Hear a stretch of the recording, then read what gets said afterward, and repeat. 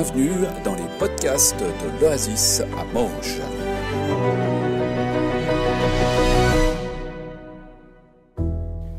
Voilà, bonjour et bonne année pour ceux que j'ai encore pas vus. Vous avez bien commencé? Pas trop dur? Bon, ça va. Vous avez vu le thème d'aujourd'hui, hein? Sur quoi vas-tu bâtir 2025? Sur quoi vas-tu bâtir 2025? En fait, on va rester un petit peu dans la ligne de la réconciliation, hein, la réconciliation qu'on a traitée un peu ces 6 derniers mois, et puis à quoi elle nous conduit aussi dans des choses assez pratiques, en fait. Et la réconciliation, elle va, ce matin, ça va être le thème un peu de ce matin, elle nous conduit à une intimité avec Dieu. Une réconciliation qui nous conduit à une intimité avec Dieu. Alors la réconciliation avec Dieu, ça marque la fin d'une tension qu'on peut avoir avec lui. Hein. Des fois, on est dans des situations voilà, où il y a de la tension. Ça amène la paix, des fois la guérison, plein d'autres choses bonnes qu'on peut vivre avec Jésus. Ça permet en fait la connexion avec lui. Ça permet la relation. Ça restaure la relation. Mais aussi, on l'a déjà vu aussi, la réconciliation, ça permet aussi de se réconcilier avec d'autres personnes, et on a entendu sur le pardon plusieurs éléments de témoignage, etc. Donc la réconciliation avec Dieu aussi permet aussi de se réconcilier avec d'autres. En fait, ça nous ouvre un chemin qui permet le pardon, la réconciliation, etc. Mais aussi un élément que j'avais envie d'aborder ce matin, cette réconciliation, elle s'adresse aussi à nous-mêmes. Se réconcilier avec soi-même. Je ne sais pas si vous êtes un peu en guerre des fois avec vous-même. Ça vous arrive? Moi, ça m'arrive aussi des fois. Je m'énerve en fait. Il m'énerve ce Claude des fois. Parce qu'il fait toujours des choses que je ne voudrais pas qu'il fasse. Mais voilà. Mais est-ce que tu es réconcilié avec toi-même? Vous n'avez pas besoin de répondre à haute voix en fait. Mais au fond de vous, est-ce que vous êtes réconcilié avec soi-même? Et pourquoi est-ce que c'est important d'être réconcilié avec soi-même? Dans plusieurs entretiens et rencontres que j'ai eues dans cette année passée, etc., ou même avant, ou dernièrement, ce que je me suis aperçu, c'est qu'il y a pas mal de personnes qui sont comme déconnectées d'elles-mêmes. Vous voyez ce que je veux dire? Déconnectées de ses émotions, déconnectées de ce qu'ils vivent en eux. En fait, il y a comme s'il y avait la tête, et puis tout le reste était un peu comme séparé, en fait. Donc on vit beaucoup les choses par l'intellect, etc. Mais on prend peu soin de qu'est-ce qui se passe en moi, en fait. Qu'est-ce que ça fait bouger en moi? Et certaines personnes m'ont dit, mais moi je ne ressens jamais quand Dieu me parle, je ne ressens jamais rien de la part de Dieu. Mais si on est coupé de nos relations, si on est coupé de nos émotions, comment est-ce qu'on peut ressentir ce qui se passe en nous quand Dieu fait bouger quelque chose en nous? Vous voyez ce que je veux dire? Donc, cette réconciliation avec nous-mêmes, je la trouve importante parce qu'elle va nous reconnecter aussi avec l'entier de notre personnalité. Alors cette réconciliation, on le sait, elle est offerte par la grâce, parce que Jésus a porté sur la croix, en fait, tout ce qui me séparait. Mais ce qui me séparait de lui, mais aussi ce qui me sépare de moi-même, en fait. Tout ça, il l'a porté à la croix, en fait. Elle permet la reconnexion avec Dieu. Et cette reconnexion avec Dieu, je dirais, ça va plus loin que la liste de commissions de la prière. Parce que souvent, notre prière, c'est la liste des commissions, en fait. J'aimerais, j'ai besoin, nanana. Mais elle nous ouvre aussi à l'écoute de Dieu. Et écouter Dieu quand on est déconnecté d'avec soi-même, c'est plus compliqué, en fait. Parce que souvent, quand Dieu nous parle, il nous parle par un texte biblique, il nous parle des fois aussi de manière audible. Je ne sais pas, est-ce que ça vous est déjà arrivé d'entendre Dieu vous parler de manière audible? Alors peut-être que les autres autour, ils n'ont rien entendu. Mais vous avez entendu quelque chose. Moi, ça m'est arrivé plusieurs fois dans ma vie, et ça a été vraiment des moments hyper forts, en fait, que j'ai vécu avec ça. Mais je pense que s'il y avait eu quelqu'un à côté de moi à ce moment-là, il n'aurait rien entendu. Et si on est déconnecté d'avec nous-mêmes, comment est-ce qu'on peut ressentir, entendre ces choses, en fait? Pour ça, je trouve, pour moi, c'était important de mettre un peu cet accent aussi sur se reconnecter avec soi-même. Parce qu'avec Dieu, il y a la partie de l'écoute, il y a la partie du dialogue aussi. Parce quand on entend quelque chose, on peut poser des questions, puis il me semble qu'il y a comme un dialogue qui s'instaure comme ça avec Dieu. Alors, ce n'est pas juste la liste des commissions ou des cadeaux. D'ailleurs, le cadeau, c'est plutôt pour le Père Noël, en fait. Mais voilà. Alors, je dirais, par rapport à tout ça, que nous manque-t-il? On a la croix de Jésus qui a tout porté. Il y a la grâce qui nous accepte comme on est, là où on en est. Puis, je pense que si on s'appliquait la grâce à nous-mêmes, des fois, ça pourrait faire du bien aussi. La réconciliation, on en a parlé. La relation restaurée, on en a parlé aussi. L'intimité avec Dieu. Moi, il me semble que dans tout ça, il y a un élément actif qui manque. Est-ce que vous auriez une petite idée? Qu'est-ce qui manque dans l'équation pour, si on veut dire, résoudre le problème? Qu'est-ce qui pourrait manquer? J'ai dit la croix, la grâce, réconciliation, relation restaurée, l'intimité. Qu'est-ce qui manquerait là-dedans? La quoi? La volonté. Ah alors, oui, la volonté, ça, je ne l'avais pas mis, mais...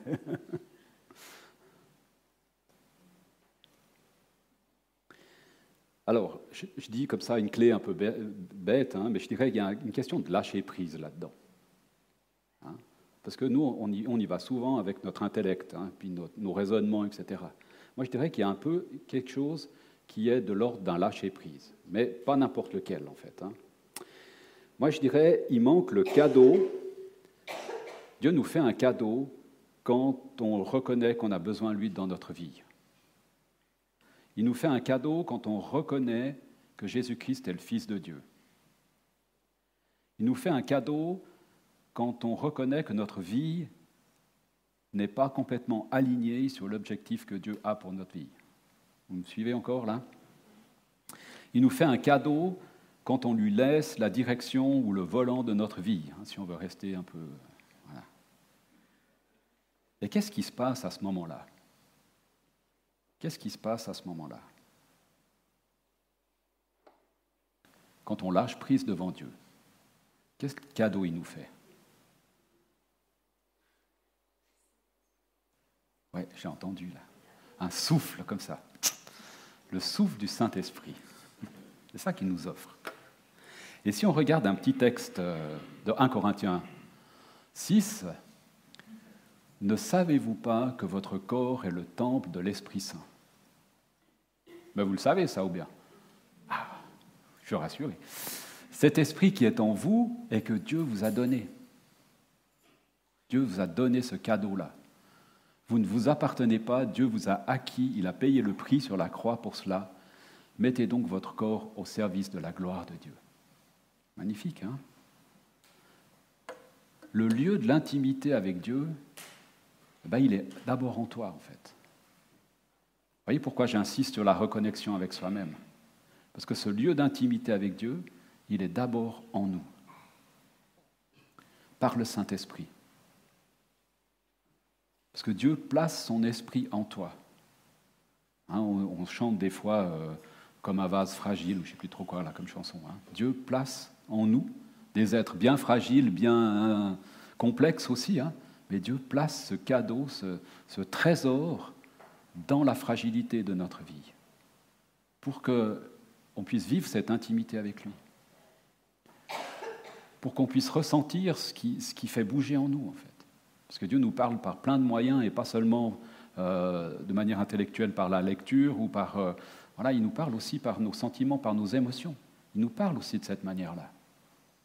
On n'est pas tous construits la même chose, en fait.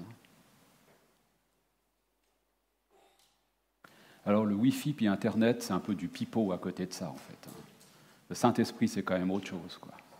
Il n'y a pas de forfait, voilà. Alors, je dirais, mais quelle est ta relation avec le Saint-Esprit? Parce que je sais qu'il y a des fois de la peur, il y a parfois eu des mauvaises expériences. Est-ce qu'on lui fait confiance? Est-ce que vous faites confiance au Saint-Esprit? Encore une réponse que je ne vous demande pas d'exprimer. Mais est-ce qu'on lui fait confiance? Qu'est-ce que tu penses de lui, en fait? J'aimerais vous dire et vous lire ensemble un texte qui se trouve dans Jean 16. C'est Jésus qui nous parle au sujet du Saint-Esprit. Parce que je pense qu'on fait facilement confiance à Jésus. Des fois, Jean 16, il nous dit ceci, c'est Jésus qui parle. Quand lui, l'Esprit qui révèle la vérité, viendra, il vous conduira dans la vérité tout entière. Il ne dit pas n'importe quoi, en fait, hein, dans la vérité tout entière. Jésus qui est le chemin, la vérité et la vie. Hein. Il ne parlera pas de sa propre initiative. Il dira ce qu'il a entendu et il vous annoncera ce qui doit arriver. Il manifestera ma gloire, celle de Jésus-Christ. Hein. Il recevra de ce qui est à moi et vous l'annoncera. Voyez, c'est cet intermédiaire qui prend des choses auprès de Jésus, auprès du Père, qui nous les amène vers nous. Est-ce qu'on peut lui faire confiance? Si Jésus nous dit ça de la part du Saint-Esprit, est-ce que je peux faire confiance au Saint-Esprit?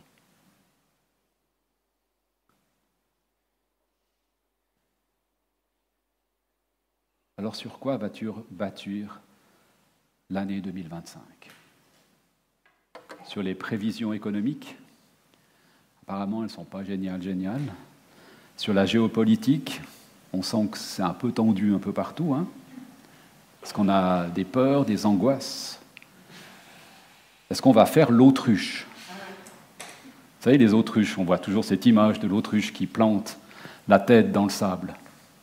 Je ne sais pas, vous connaissez, il y a un bon gag avec ça, enfin un gag, je ne sais pas s'il est bon ou pas, mais je vous le dis ou pas. Ça va un gag ce matin, bien. C'est un lion, puis une autruche. Puis quand elle voit le lion, elle plante la tête dans le sable.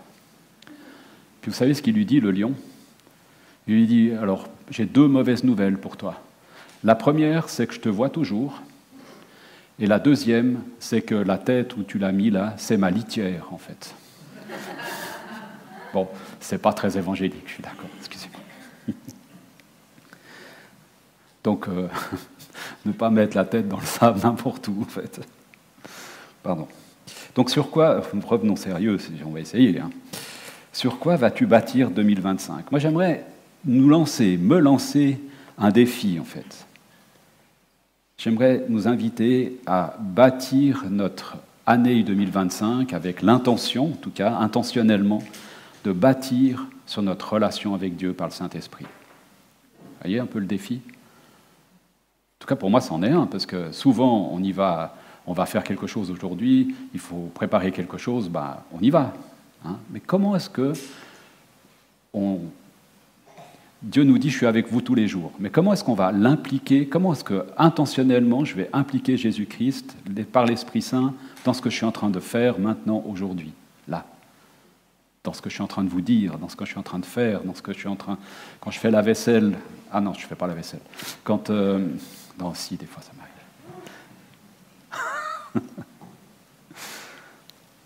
Mais moi, je pense que c'est possible quand on prend toujours plus conscience de la présence du Saint-Esprit en nous, en fait.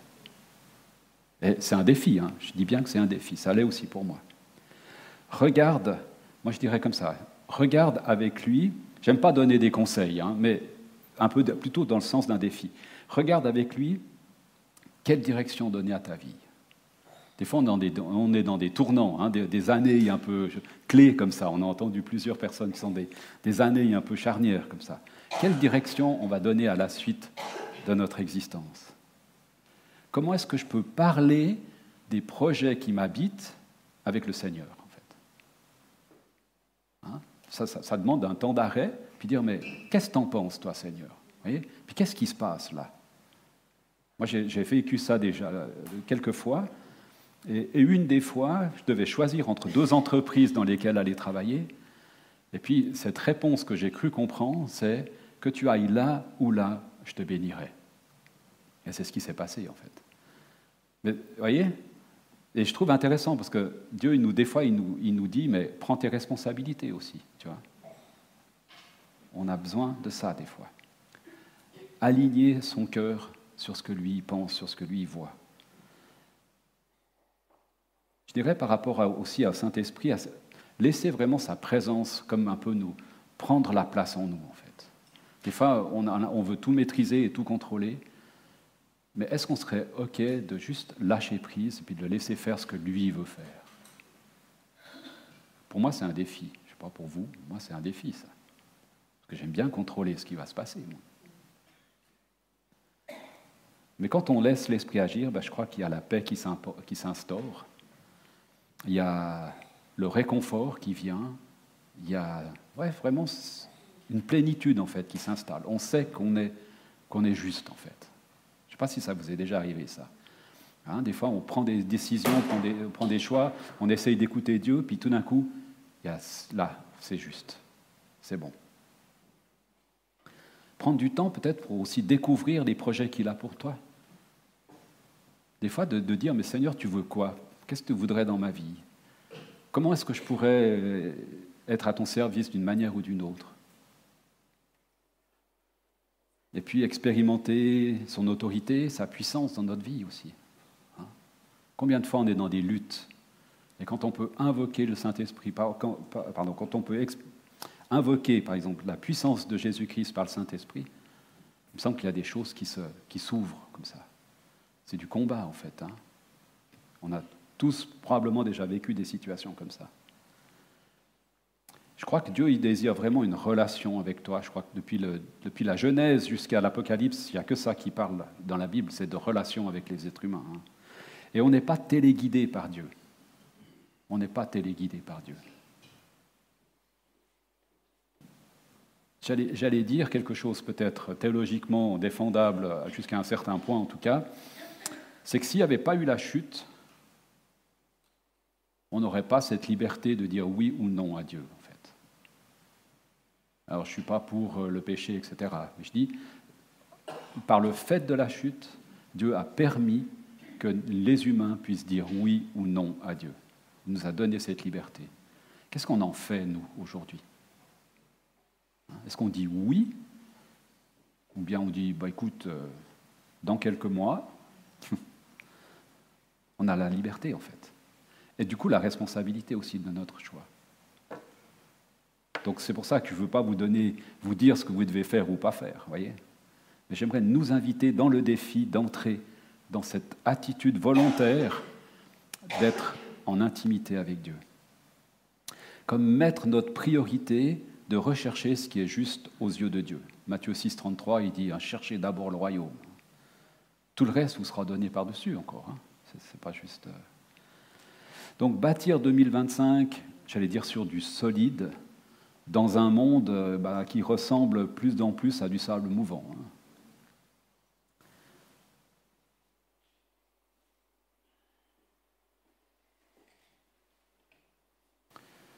Je vous invite un tout petit instant, ou plus grand, ça dépendra, de réflexion un petit peu, avec quelques questions que j'ai. Ah, tiens, elles sont où mes questions du coup? Ah, je les ai perdues. Non, ça c'est l'histoire du... Ok, alors puis les questions, elles sont là, oui. En fait, il y a la question en fait, de notre cœur, en fait. Hein. Ce texte des Proverbes, pour moi, il est vraiment bien. Prendre soin de ton cœur, en fait. Hein. Prendre soin de ce qui est vraiment au cœur de ta vie, en fait. Hein. Et là-dedans, il y a le Saint-Esprit qui peut agir, etc. Donc, quand on prend soin de son cœur, voilà, ça peut être un peu différent. Donc, la réflexion, c'est plutôt avec ces questions-là. Quelle position est-ce que tu as par rapport à Jésus-Christ? Comment tu vois Jésus-Christ? C'est qui pour toi? C'est un peu basique, vous me direz, ok, très bien. Quelle connexion est-ce que tu as avec tes émotions et tes sentiments? Ça, c'est un petit peu le début de ce que je vous ai dit. Hein. Quelle réconciliation est-ce que tu vis avec Dieu, avec les autres autour de toi, avec toi-même aussi? C'est qui ou c'est quoi le Saint-Esprit pour toi? Alors, il y a peut-être juste une qui va vous intéresser, hein, mais posez-nous ces questions. Est-ce que le Saint-Esprit a le droit de parler dans ta vie? Ou bien la connexion, elle va juste dans un sens, vous voyez? Puis il n'y a pas le retour. Et puis aussi, avec qui est-ce que tu peux partager les choses profondes qui touchent à ta vie? Combien de fois on vit seul notre foi et on n'a pas un peu de vis-à-vis avec qui on peut vraiment parler des choses qui sont là au fond, en fait. Est-ce que vous avez des vis-à-vis, des gens avec qui vous avez cette confiance suffisante pour aller dire vraiment les choses qui sont au fond? Comment est-ce que tu prends soin de ton cœur? On se laisse 1 ou 2 minutes comme ça? Peut-être qu'il n'y aura qu'une seule question qui vous touche, mais prenons juste quelques instants pour, aussi en lien avec le Saint-Esprit, pour laisser peut-être ces questions résonner en nous. Et puis comment est-ce qu'on y répond? Ça va? Vous pouvez reprendre après ces questions un petit peu pour vous. Alors en guise de conclusion, alors mon appel un peu ce matin, c'est déjà peut-être avec qui est-ce qu'on peut partager des choses profondes, c'est ne vis pas ta foi seul en fait. Et je vois des fois en couple, on peut partager des choses, mais des fois on a besoin d'autres endroits ou d'autres personnes avec qui on peut partager peut-être d'autres choses. Venir au culte le dimanche, c'est bien, mais il me semble que ce n'est pas suffisant. En fait. Donc on a besoin de plus. Alors sur quoi est-ce qu'on va bâtir 2025? Et j'ai marqué, peut-être en début comme ça, comme un peu le défi, l'intimité avec Dieu par le moyen du Saint-Esprit. Je mets toujours un petit point d'interrogation de ça, à vous d'y répondre en fait. Ce n'est pas à moi de vous dire ce que vous devez faire. Parce que grâce à la réconciliation, on a cette possibilité de vivre cela. Et ça, c'est la dimension, j'allais dire, verticale, avec Jésus-Christ, par le Saint-Esprit. Puis je dirais, l'authenticité avec soi-même. Osons vraiment être authentiques avec nous-mêmes. Et ça, c'est la question, j'allais dire, interne, la question de notre connexion avec notre personnalité, avec l'entier de notre cœur, finalement. Et puis, d'une manière plus horizontale, partager sa foi avec d'autres, un regard extérieur sur sa vie. Est-ce qu'on ose des fois donner le droit à quelqu'un de parler dans notre vie? Ça, c'est la question. Et puis, il y a différentes choses qui existent déjà. Il y a des groupes de maison, il y a Isha Connect, il y a le groupe d'hommes, c'est bientôt, je crois d'ailleurs. Et puis, peut-être trouver une personne de confiance dans l'église ou en dehors, avec qui on ose peut-être dire des choses qu'on ne peut pas dire ailleurs, finalement. Je vous invite à conclure ce moment par la prière, en te demandant, Seigneur, de venir nous travailler sur la question vraiment de notre relation d'intimité avec toi par le Saint-Esprit. Et Saint-Esprit, moi j'aimerais te demander de toucher mon cœur, toucher nos cœurs, nous laisser travailler par toi dans cette année, dans ces mois, dans ces semaines qui viennent, pour que notre connexion avec toi-même soit toujours plus profonde, mieux établie, que notre relation avec nous-mêmes puisse se développer, qu'on laisse grandir ton royaume dans nos cœurs, Seigneur, pour que, comme ce texte nous y invite de Matthieu, de chercher d'abord ton royaume, puis tout le reste nous sera donné par-dessus.